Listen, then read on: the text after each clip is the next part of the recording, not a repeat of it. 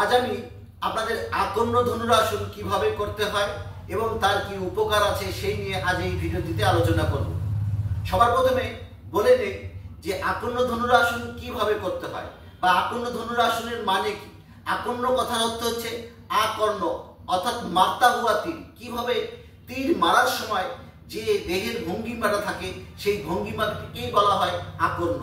আর এই আমরা একে ধনুর আকৃতি নিচ্ছি বলে এই জন্য একে বলা হয় আকর্ণ ধনুরাসন। তো কিভাবে আকর্ণ ধনুরাসন করতে হয় দেখুন।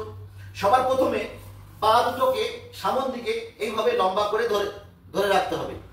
এবার হাঁটুর উপরে হাত দিয়ে এইভাবে মেরুদণ্ড সোজা করে বসে দিলেন। ঠিক এই আসনটিকে বলা হয় দণ্ডাসন। এই আকর্ণ ধনুরাসনের বেস আসন হচ্ছে দণ্ডাসন। এই দণ্ডাসনে বসে নিয়ে এবার আপনাকে যেটা করতে হবে সেটা হচ্ছে ডান পাটাকে বাঁ হাত দিয়ে বুড়া আঙ্গুল দিয়ে এইভাবে ধরতে হবে। যেভাবে আমরা তীরটাকে ধরি ঠিক এইভাবে ধরতে হবে। ধরে নিয়ে এবার আস্তে আস্তে এটাকে কানের কাছে টেনে নিব আর এই হাত দিয়ে এই পায়ের বুড়া আঙ্গুলটাকে ধরবো। এমন ভাবে ধরবো হাতটিকে এইভাবে নিয়ে ঠিক এইভাবে যেভাবে আমরা বন্ধুকে টিকা ধরি ঠিক এইভাবে পায়ের বুড়া আঙ্গুলটি আকাশের মুখ হয়ে থাকবে।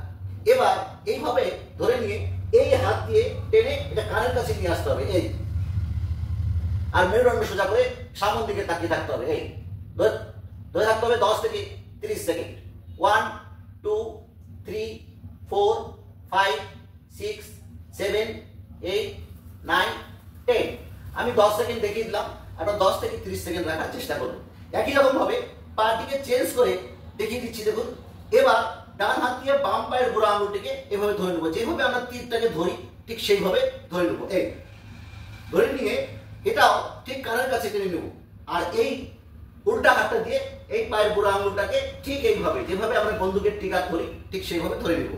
পায়ের বুড়া আঙুলের মাথা যেন আকাশের মুখ হয়ে থাকে এইভাবে ধরে নেব এবং ঠিক এইভাবে ধরে নিয়ে কানের কাছে টেনে নেব এইভাবে।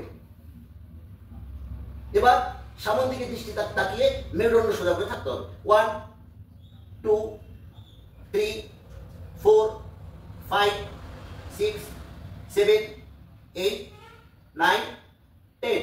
একে বলা হয় আকর্ণ ধনুরাসন। আপনারা যতটুকু সম্ভব টেনে নেবেন। এটা কানের কাছ পর্যন্ত আসলে বেশি ভালো, তবে একদিনে আসবে না। আস্তে আস্তে প্র্যাকটিস করতে করতে দেখবেন একসময় কানের কাছে চলে আসবে। এই আসনটাকে বলা হয় আকর্ণ ধনুরাসন। এই আসনটি যদি রেগুলার বেসিসে আপনারা করতে পারেন তাহলে হাতের পায়ের জোর বাড়বে।